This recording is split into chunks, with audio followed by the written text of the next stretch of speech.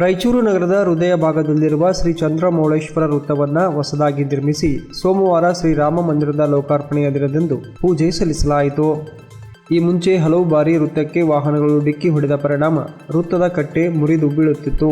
ಅದಕ್ಕಾಗಿ ದೇವಸ್ಥಾನ ಸಮಿತಿ ಮತ್ತು ಸದ್ಭಕ್ತರು ನಾಗರಿಕರ ಸಂಕಲ್ಪದಿಂದ ಈಗ ಭದ್ರವಾಗಿ ವೃತ್ತದ ಕಟ್ಟೆಯನ್ನ ನಿರ್ಮಿಸಲಾಗಿದೆ.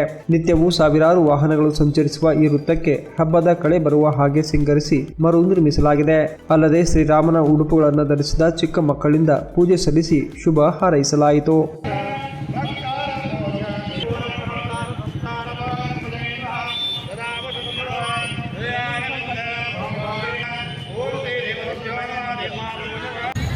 ಈ ದಿನ ಅಯೋಧ್ಯೆಯಲ್ಲಿ ಶ್ರೀರಾಮನ ಮೂರ್ತಿ ಪ್ರಾಣ ಪ್ರತಿಷ್ಠಾಪನೆ ಆಗಿದೆ.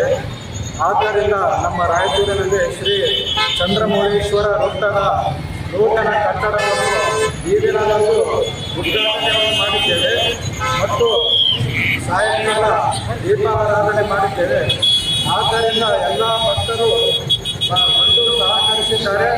ಆದ್ದರಿಂದ ಈ ಸಂದರ್ಭದಲ್ಲಿ ದೇವಸ್ಥಾನದ ಪ್ರಧಾನ ಅರ್ಚಕರು, ಸೇವಾ ಸಮಿತಿಯ ಎಲ್ಲ ಭಕ್ತಾದಿಗಳು ಹಾಗೂ ಇತರರು ಇದ್ದರು.